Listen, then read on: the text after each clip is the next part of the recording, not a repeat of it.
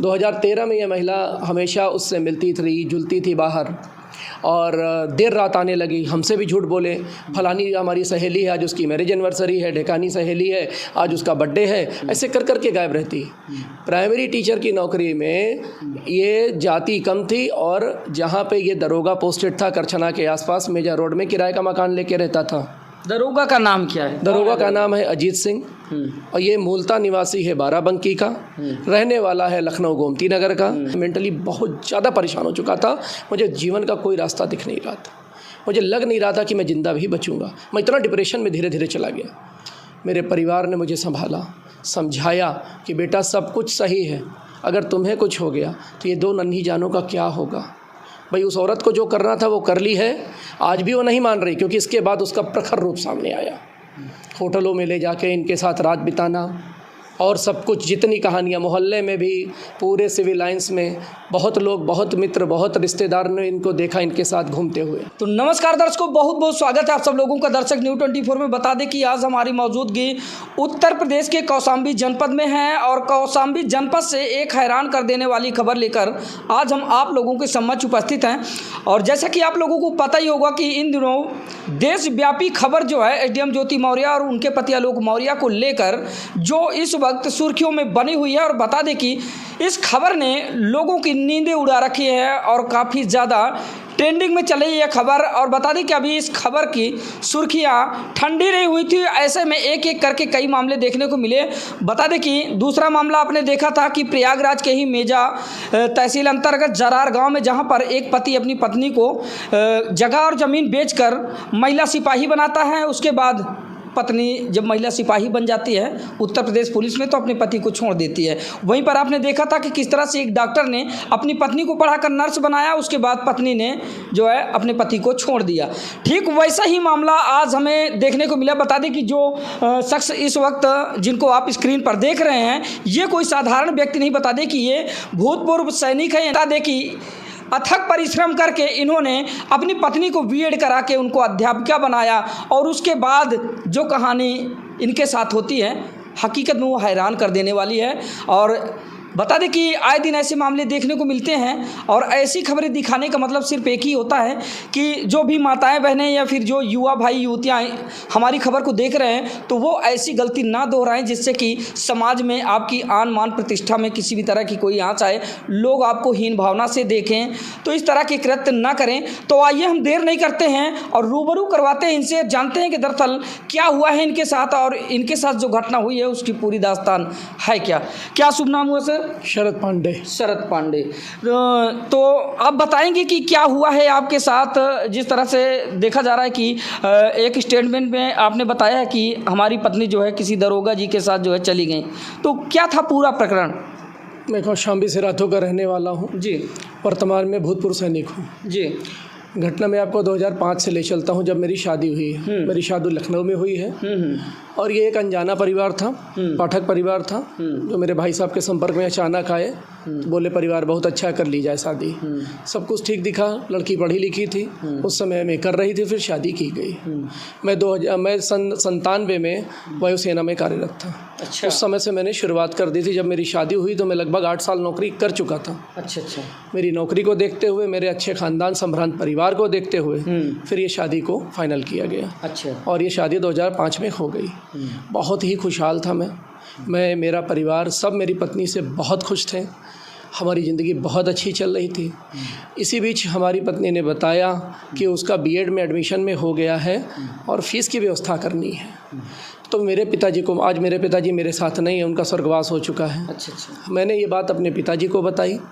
जब मैंने अपनी ये बात पिताजी को बताई तो उन्होंने ये कहा कि देखो बेटा, ये पूरा खर्चा जो ये बीएड करना चाहती है, इनका एडमिशन करवाओ, इसका वाहन जहाँ तुम्हारे पास पैसा हो तुम खर्च करो, बाकी पैसा सारा मैं दूँगा। उन्होंने तुरंत 40,000 का उस ज़माने में चेक काट के मुझे दे दिया था, जिससे इनकी पेमेंट की गई है। रानी सुषमा देवी से इन्होंने बीएड किया है। इनके रहने का, खाने की सारी व्यवस्था मैं और मेरे पिताजी दौड़ दौड़ के करते रहे। चूँकि मैं सेना में था तो मेरी सैलरी आती थी। मेरी सैलरी का एटीएम मैंने इनको दे दिया था कि जब आपको जहाँ ज़रूरत पड़े आप उससे पैसा निकालें और अपना खर्च करें। आपके परिवार पे अब कोई बर्डन नहीं होना चाहिए जी। चूँकि इनके पिताजी की 3 लड़कियाँ थीं। बड़ी लड़की की बताई गई कि शादी हो चुकी है, जो कि सर्वथा झूठ था। मैं उनके बारे में आज नहीं बोलना चाहता हूँ। बिल्कुल बिल्कुल। और जो उनकी छोटी बहन थी उसकी शादी हुई नहीं थी। एक जिम्मेदार दामाद होने के नाते मैंने ये कहा कि भाई चूँकि अभी एक बहन की शादी करनी है, अतः अब उनसे हमको कोई पैसा लेना नहीं है कभी। यहाँ तक कि जो हमारे यहाँ हिंदुओं में विदाई जी आती है, मैं उस पैसे को कभी स्वीकार नहीं किया, क्योंकि मैं कमा रहा हूँ, मेरे पिताजी ने मुझे इस लायक बनाया है, मैं अपना खर्चा उठा सकता हूँ जी। मैंने कभी विदाई तक नहीं ली। मेरे सास ससुर भी बहुत अच्छे थे, परिवार बहुत अच्छा था, मैं झूठ नहीं बोल सकता। उस समय 2005 में, यानी कि कहा जाए कि आप एक गरीब घर की बिटिया को जो है आप लाएं और दहेज नाम की कोई भी चीज़ आप वहाँ से लिए नहीं। मैं दहेज का विरोधी हूँ पूर्णतया। मुझे दहेज के नाम से कोई मतलब नहीं है। अगर मुझे सरकार पैसा दे रही, मेरी मेहनत का पैसा दे रही, मैं उससे ही करूँगा जो करूँगा। अगर मुझे दहेज ही लेना होता तो फिर मैं इनसे शादी क्यों करता? मैं कार, घोड़ा, बंगला, गाड़ी सब कुछ डिमांड करता, सब कुछ लेता। सरकारी कर्मचारी को उत्तर प्रदेश में बहुत कुछ मिलता है। आपको जो भी मिलता है वो मैं आपको बता दूं, अपनी लड़की को केवल इन्होंने पलंग श्रृंगार दान दिया, अलमारी दिया और कुछ नहीं दिया, ना मैंने कुछ कहा। मुझे कुछ भी नहीं चाहिए। बहरहाल मैं आगे बढ़ता हूँ। इनका बीएड अच्छे से हो गया। 2006 में जब इनका बीएड हो गया कंप्लीट, तो उसके बाद इनको लेके मैं श्रीनगर चला गया। मेरी पोस्टिंग श्रीनगर आ गई। हम लोग बहुत खुश थे। इनको मैंने जगह जगह घुमाया। इस बीच इतने जगह पे घुमाया कि इन्होंने अपनी ज़िंदगी में, इनके पूरे ख़ानदान में कोई इतना नहीं घूमा। मैं अपनी फ़ौज की जो है सहूलियत थी उससे और अपनी जेब से खर्च करके अनगिनत जगहों में पूरे इंडिया में चारों तरफ, चारों दिशाओं में घुमाया इतनी कम उम्र अपनी पत्नी को। फिर इसी बीच में 2007 में मेरा लड़का हुआ और 2010 में मेरी लड़की हुई। 2010 में जब मेरी लड़की, उसके बाद मेरी पत्नी को बेसिक शिक्षा में नौकरी मिली।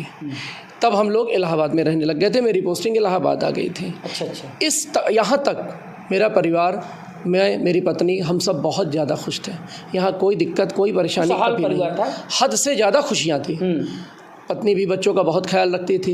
मेरे बूढ़े माता पिता का भी ख्याल उस समय रखती थी। और मेरे माता पिता भी मेरे माता पिता थे कि जब मेरी पत्नी सवेरे ट्रेनिंग के लिए जाती थी तो मेरे माता पिता उसको खाना बना के देते थे। 70 साल से ज़्यादा, 75 साल से ज़्यादा की उम्र के दोनों लोग, और इसके लिए सवेरे खाना बना के देते थे। रोटी मेरे पिताजी, स्वर्गीय पिताजी सेकते थे। ऐसा सास ससुर मिलना भी एक सौभाग्य की बात है। सब कुछ मिला इस महिला को। इसी बीच 2011 में जो है मेरी पोस्टिंग आ गई। मैंने 2009 में एक प्लॉट यहाँ पे खरीद लिया था जो आज बहुत बेशकीमती हो गया, जिसकी आज ये लड़ाई हमसे कर रही, ज़बरदस्ती कब्जा करने की कोशिश कर रही। हमारे पास एक छोटा घर था, तो ये मेरे पिताजी को बंटवारे में मिला था। तो हम लोगों ने सोचा कि भाई हम 2 लोग कमाते हैं, मेरी सैलरी आप खर्च करो और अपनी सैलरी आप बचाओ पूरे वक्त के लिए। और पिताजी ने कहा कि चलो एक घर करने की बेटा कोशिश करो, मैं भी तुम्हारी मदद करूँगा। फिर हमने ज़मीन खरीदी भी, तो ताकि हम घर बनवा सकें। उसके बाद जो है मेरी पोस्टिंग अचानक जो है, चूँकि टेन्योर पूरा हो गया था, मुझे उम्मीद थी कि मैं 1 साल और रहूँगा, नहीं रह पाया। 2011 में मेरी पोस्टिंग राजस्थान हो गई, जहाँ मुझे जाना पड़ा। जब मैं वहाँ चला गया तो ये प्लान हुआ कि अब घर बनाना थोड़ा मुश्किल हो जाएगा। तो क्योंकि मैं हूँ नहीं, मेरे बहुत दूसरे भाई हैं, वो भी सरकारी नौकरी करते हैं, तो घर बनाना एक लंबी प्रक्रिया है। तुम महिला हो, कहाँ तक दौड़ोगी। तो अब मैं जब दोबारा पोस्टिंग से वापस आता हूँ तो कोशिश करूँगा फिर से हम घर बनाएंगे, तब तक हम अपनी व्यवस्था देख लेते हैं। 2012 में इस पत्नी को मैंने एक ज़मीन खरीदवा दी झलवा में, कि तब जब हम घर बनवाएंगे महंगाई ज़्यादा हो जाएगी तो शायद हम ना बनवा पाएँ, तो कितना लोन हम ले पाएंगे। तो ये प्लॉट रहेगा, थोड़ा अच्छा रिटर्न देगा, इसको बेच के हम अपना घर बनवा लेंगे। एक 3 बीघे का खेत हमारे यहाँ ख़रीदा गया था। मेरे ही जिद पे मेरे पिताजी ने और भाइयों ने, सबने हमने मिल के ख़रीदा था। थोड़ा सा उसमें हमारा आपसी मनमुटाव था, वो जो कि बहुत बड़ा मुद्दा नहीं था, वो तुरंत सुलझ गया था। तो उसके तहत हमने क्या किया कि मेरे स्वर्गीय पिताजी ने कहा कि ठीक है, 2 बीघे का जो खेत है यहीं इलाहाबाद में है, इसको हम तीनों बहुओं के नाम कर देते हैं। ताकि हमारे पिताजी ने इस मुद्दे पर फाइनल डिसीज़न अपना दिया। तो ये हुआ कि मेरी पत्नी और मेरे बड़े भाइयों की पत्नियों के नाम कर दिया जाए, और उन्होंने 2012 में वो कर दिया बिना 1 रुपया लिए। और 2012 में ही हमने झलवा में इनके लिए एक प्लॉट खरीद दिया। तो ये हुआ कि अब हम जमाएंगे 2 साल, 3 साल, 4 साल के बाद, तो इस प्लॉट को बेच करके और आपका घर बनवा देंगे अच्छे से, और खुशहाली से रहेंगे। कौन जानता था कि इतनी खुशहाली में कुछ नज़र लगने वाली है किसी की। 2012 आज मुझे सारी जानकारी हो गई है, उस समय कोई जानकारी 2012-13 में नहीं थी। 2012 में जब मैं लखनऊ से इनको लेके वापस आ रहा था, तो एक जगह ये फ़ोन लगा के कह रही थी, ये शादी तो आपसे समझौता होता है, आदमी उठता रहता है, जीवन भर पछता। मैंने कहा किसको इतना भाषण तुम दे रही हो, और मैंने फ़ोन इनका छीन के नंबर देखा। नंबर मुझे याद हो गया था, क्योंकि वैसा ही नंबर मेरे पास मेरे पिताजी को मैंने दिया था। हाँ हाँ। और ये महिला जानती है कि मेरी याददाश्त इतनी अच्छी नहीं, मैं इतना इंटरेस्ट लेता नहीं हूँ, ना मैं उस पर शक करता हूँ। शक करने की कोई वजह भी तो होनी चाहिए। जब मेरा परिवार खुशहाल है तो मैं शक क्यों करूँ ज़बरदस्ती। ठीक है, वो रात गई बात गई, सब खत्म हो गया। 2013 में ये महिला हमेशा उससे मिलती थी, जुलती थी बाहर, और देर रात आने लगी। हमसे भी झूठ बोले, फलानी हमारी सहेली है, आज उसकी मैरिज एनिवर्सरी है, ढेकानी सहेली है, आज उसका बर्थडे है, ऐसे कर कर के गायब रहती। प्राइमरी टीचर की नौकरी में ये जाति कम थी, और जहाँ पे ये दरोगा पोस्टेड था करछना के आसपास मेजा रोड में, किराए का मकान लेके रहता था। दरोगा का नाम क्या है? दरोगा का नाम है अजीत सिंह, और ये मूलता निवासी है बाराबंकी का, रहने वाला है लखनऊ गोमती नगर का। ये गोमती नगर में मेरी पत्नी भी पहले रहती थी। अच्छा। और शायद सन 2001 या 2 में वहाँ से इनके पिताजी लेके आए हैं, और उसके बाद यहाँ पे जानकीपुरम में इन्होंने घर बनवा लिया था। और अजीत सिंह मेरी शादी के पहले, अपनी शादी के पहले सन 2000 या 2001 में मेरी जो सास आज ख़त्म हो गई हैं, उनको प्रपोज़ किया था कि आप अपनी लड़की से शादी करवा दीजिए। मगर इन्होंने कहा कि हम लोग दूसरी जात के हैं, तुम कुछ कमाते नहीं हो, कमाते रहो तो फिर बात करना। इसी बीच में अजीत सिंह के पिताजी ने ज़बरदस्ती इसकी शादी सन 2002 में करवा दी। इसकी पत्नी से उसको एक लड़का है जो आज करीब 20 साल का है, अजीत सिंह का। और जहाँ तक अजीत सिंह दरोगा ऑलरेडी शादीशुदा है। हाँ, दरोगा है। हाँ। और उसकी जो है 20 साल का आज लड़का है। हाँ। और मेरी जानकारी ये है कि ये अपने पिता के मरणोपरांत जो है ये कंपनसेशन ग्राउंड पे मृतक आश्रित में नौकरी पाए हैं, यहाँ तक मेरी जानकारियाँ हैं। अजीत सिंह की बहन है नीतू सिंह, वो मेरी वाइफ की तथाकथित सहेली बताई गई। मुझे ये भी बताया गया ये 2013 के आसपास ट्रेनिंग करके 12-13 के बीच में अजीत सिंह मेरे ही मोहल्ले की चौकी में जो है ये आगे अपना तैनाती लेके। ठीक है। और मुझे मिलवाया गया कि ये मेरी बहन सहेली नीतू सिंह के जो है भाई हैं, मेरे भी मुँह बोले भाई हैं। मैं इनको राखी बांधती थी शुरू से। आपकी पत्नी ने कहा? मुझे बताया गया। अब राखी की बात आएगी तो कोई भी पति विश्वास कर लेगा। बिल्कुल बिल्कुल। मुझे नहीं लगता है कि नहीं बात मानेगा। बहरहाल मैं जब छुट्टी आता था तो बीच बीच में कभी कभी, रोज़ नहीं, मतलब अगर मैं 10 दिन रुका हूँ तो एक बार 10 मिनट के लिए कभी आता था, नहीं तो आता नहीं था। फिर उसके बाद ये चला जाता था। दरोगा। मुझे बताया गया जो सारी जानकारियाँ वो मैंने देखी। मगर जब मैं 2013 में चला गया तो उसके बाद धीरे धीरे इनकी प्रगाढ़ता बहुत ज़्यादा घनिष्ठता में बदलती गई। और अजीत सिंह ने जो है इसको बहकाया फुसलाया कि उनके वहाँ रहोगी, अपने सास ससुर के साथ तो हम मिल नहीं पाते हैं, झूठ बोल के रोज़ निकलना पड़ता है, तुम उनसे बहाना मारो और बहाना मार के आओ, मैं तुमको घर दिलाता हूँ, बच्चों को लेके बाहर रहो। और यही हुआ। मुझे बताया गया कि मेरे माता पिता इनको बड़ा प्रताड़ित करते हैं, इनको बड़ा नज़र रखते हैं, उल्टे सीधे शब्द बोलते हैं, सब झूठ। मेरे पिताजी माताजी ऐसे थे ही नहीं। हमने कहा ठीक है भाई, मानसिक तनाव अच्छा नहीं होता है, तुम अलग अलग रहना चाहती हो रहो ताकि बच्चों की परवरिश में कोई फ़र्क ना आए। नज़दीक हो तो हम सारे लोग मिलकर तुम्हारी मदद कर देंगे। और हम तो आ ही रहे हैं छुट्टी। हम छुट्टी आके इनका सारा काम कर देते थे ताकि इनको परेशान ना होना पड़ेगा। बिल्कुल, कहीं जाना ना पड़े, भागना ना पड़े, राशन पानी सब रखवा देते थे। केवल आप नौकरी कर लो और बच्चे खाएँ पिए, आप खाएँ पिए। घर में नौकर चाकर भी लगा दिए थे ताकि आपको घर के सारे काम भी ना करने पड़े, क्योंकि इतना समय आपको नहीं मिलेगा। बच्चों पे भी ध्यान दीजिए। 2014 में जब ये शिफ्ट हुई हैं जुलाई में, तो सितंबर में ये प्रेग्नेंट हो गई हैं। और आपकी? जी। और मैं उस समय था ही नहीं, तो मुझे ये शक मैं तब भी नहीं जान पाया। क्योंकि अगस्त में मैं आया था। मगर जब मार्च में मैंने अपनी पत्नी का मोबाइल उठा के देखा तो उसमें एक मैसेज आया था, लव यू टू। और ये वही नंबर था जो सन 2012-13 में मैंने ये नंबर बात करते हुए पकड़ा था कि ये नीतू सिंह का नंबर है कि अजीत सिंह का नंबर है। मैंने अजीत सिंह से पूछा था, यार तुम्हारा कोई व्हाट्सअप नंबर है तो बताओ, ताकि तुमको कोई ज़रूरी बात हो तो मैसेज कर सकूं, क्योंकि तुम बिज़ी रहते होगे। बोला नहीं, मैं कोई व्हाट्सअप नहीं चलाता। अब मेरा शक जो है गहराता चला गया। रात को मैं गया अजीत सिंह के मोबाइल पे, मैंने कहा अपना मोबाइल दो। मैंने इनका मोबाइल छीन के, लिटरली बोल रहा हूँ, अजीत सिंह के कमरे में जाके इनका मोबाइल छीन के, और मैंने पूरा व्हाट्सअप चैट देख लिया और समझ गया कि इनके बीच अब बहुत गहरा रिश्ता है और काफ़ी समय से चल रहा है। चूँकि उस समय मेरी पत्नी प्रेग्नेंट थी तो मुझे ये लगा कि ज़्यादा कुछ बोलना उचित नहीं है, नहीं तो इसकी तबीयत ख़राब हो सकती है। बिल्कुल। और मुझे अब ये शक हो गया कि ये बच्चा भी मेरा नहीं है। फिर मैंने इंटरनेट के माध्यम से सारी जानकारी बायोलॉजिकल कि कैसे बच्चे होते हैं सब इकट्ठा करना शुरू किया, जिससे मेरा शक यकीन में बदल गया कि मैं इस बच्चे का बायोलॉजिकल फादर नहीं हूँ। जैसे ही बच्चा पैदा हुआ मई 2015 में हॉस्पिटल में, जिसका सारा खर्चा पीएफ से लोन लेके पीएफ से लोन लेके 1 लाख रुपया, क्योंकि ये हाँ, हमें तो मेरे डिफेंस में सारी सुविधाएं मिलती हैं हॉस्पिटल की। ये कहते हैं वहाँ जाएंगे नहीं, हम लाइन नहीं लगाएंगे, वहाँ पे कमरे में एसी नहीं लगता, ये नहीं लगता, वो नहीं लगा, हम वहाँ नहीं रहेंगे। तो हमें मजबूरी में इसको प्राइवेट हॉस्पिटल में दिखाना पड़ता था, जिसका सारा खर्चा मैंने वहन किया। ये नौकरी कर रही थी, उसके बावजूद मेरे पीएफ से पैसा निकाल के मैं खर्च करता था। इसकी अच्छी डाइट के लिए न्यूट्रिशन प्रोटीन पाउडर्स, एक बड़ी बड़ी कंपनियों के प्रोटीन पाउडर इनको दिए गए ताकि ये खुश रहें, स्वस्थ रहें, इनका होने वाला बच्चा स्वस्थ रहे। मैं क्या जानता था कि मेरे लिए क्या क्या इन लोगों ने साजिश की है। मगर जब मेरे को शक हुआ तो फिर मैंने तुरंत DNA टेस्ट का प्लान बनाया, ऑनलाइन सर्च किया कंपनी को और पेमेंट करके उनको घर पे ही सैंपल के लिए बुलाया। जब मेरा DNA और नवजात शिशु का DNA हुआ तो मेरे दुख की कोई सीमा नहीं थी उस समय। जब मुझे मेल आया कि शरद कुमार पांडे आप एक्सक्लूडेड हैं बायोलॉजिकल फादर से, मतलब ये बच्चा मेरा नहीं है, मैं धम्म से ज़मीन पे गिर गया।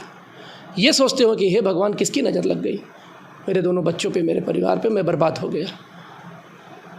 तो फिर मैंने पत्नी को बताया, मुबारक हो, तुमने मुझे बहुत बड़ा इनाम दिया मेरी ईमानदारी का, मेरी सत्यनिष्ठा का। मैं जो तुमसे इतना प्यार करता रहा, तुम्हारे लिए हर चीज़ खरीद के लिया। तुमने 1 साड़ी कही तो मैंने 3 खरीदी। तब तुम नौकरी भी नहीं करती थी। मैंने अपने लिए कुछ नहीं खरीदा। अपने लिए मैं तो यहाँ तक कि दिवाली में और होली में कपड़े तक नहीं खरीद पाता था। इतनी बड़ी सैलरी नहीं थी मेरी कि मैं 10-20 लाख कमा रहा था हर महीने का, और ऊपरी आमदनी आप जानते हैं फौज में किसी को नहीं मिलती है।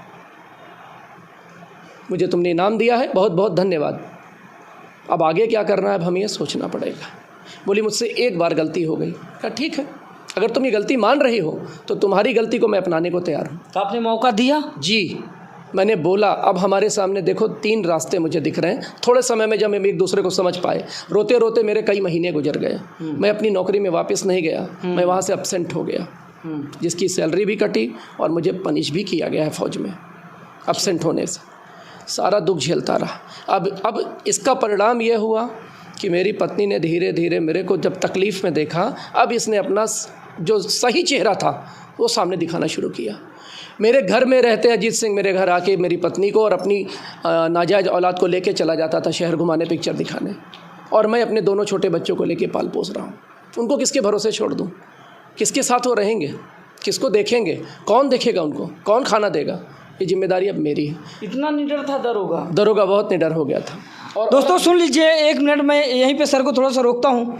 यह एक दबंग दरोगा की कहानी, जैसा कि भी हाल ही में आप लोगों ने देखा था कि जो एसडीएम ज्योति मौर्य वाला जो मामला था, उसमें भी एक पुलिस की वर्दी शर्मसार होती, यानी कि पुलिस की अगर बात करें तो एक अहम किरदार निभाने वाले, यानी कि जो 3rd पर्सन थे मनीष दुबे जी, तो वहाँ पर वो 3rd पर्सन के रूप में अपने जो है कैरेक्टर रोल अदा करते हैं। और ठीक जो शरद पांडे जी हैं, इनकी लाइफ में भी एक पुलिसिया विभाग का दबंग दरोगा प्यार का साया इनके परिवार पर अपनी लेकर आता है, और फिर इस तरह से उसकी प्यार की बुरी साया इस परिवार पर पड़ती है कि पूरा परिवार टूटकर बिखर जाता है एक आईने की तरह।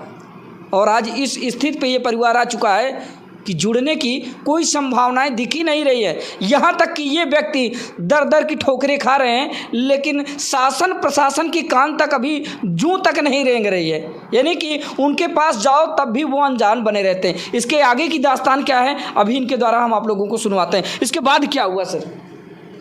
2015 में फिर जब मैंने इनसे कहा कि ठीक है, अगर तुम मानती हो कि तुमसे गलती हो गई है तो ये बच्चा, मैं इसको अपना नाम देने को तैयार हूँ। और इतना सब कुछ होने के बावजूद आपका दिल पसीज गया? जी सर, इसका कारण है मेरे दोनों छोटे बच्चे अपनी माँ के बिना नहीं रहते थे, खाना नहीं खाते थे, बहुत तकलीफ़ होती थी उनको, और अपनी माँ से बहुत प्यार करते थे। तो मेरे पास क्या रास्ता है? या तो मैं भाग जाऊं कहीं घर छोड़ के, कहाँ भाग के जाऊंगा दुनिया में? मेरे इन बच्चों का क्या होगा? मेरे बिना तो इनका जीवन ही बर्बाद हो जाएगा। और इसके बाद मैंने कहा, अगर तुम्हें लगता है कि हम लोग के साथ जीवन अच्छा नहीं गुजरेगा, हम तलाक ले लेते हैं दोनों लोग, तुम इस बच्चे को लेके तुम्हें जिसके साथ रहना हो रहो, मुझे कोई दिक्कत नहीं है। फिर भी तुम्हें लगता है कि गलती हो गई है तो ये जिसकी अमानत है इस लड़की को उसको दे दो, गोदनामा कर दो, मुझे कोई आपत्ति नहीं, मैं साइन कर दूंगा, तुम यहीं मेरे अपने दोनों बच्चों के पास रहो। चौथा कोई रास्ता मुझे दिखा नहीं, सूझा नहीं। फिर मेरे घर वाले धीरे धीरे, मेरे घर वालों को शक हो चुका था, यहाँ तक कि मेरे घर में जो किराए पे लोग रहते थे इसको रातों दिन फ़ोन पे बात करते हुए देखते थे। मैंने भी इनकी डिटेल्स देखी हैं, जानी हैं।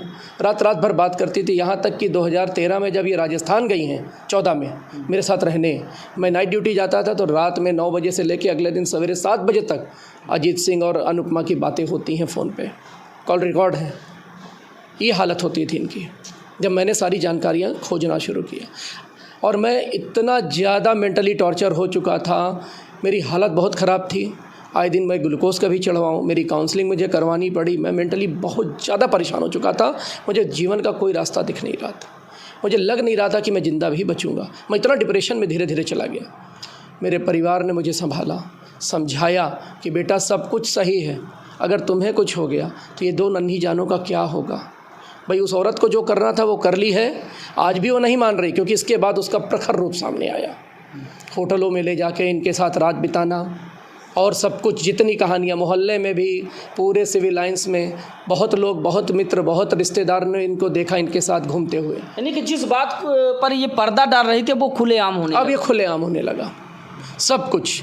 और मुझे ये समझ में आने लगा कि शायद हमारे जीवन के रास्ते बदल गए हैं और अब ये मेरे साथ कुछ भी कर सकते हैं। क्योंकि अमूमन अगर आप न्यूज़पेपर पढ़ें तो ये देखा जाता है बेचारा पति अगर निर्दोषी है तो वो मारा ही जाएगा। बिल्कुल।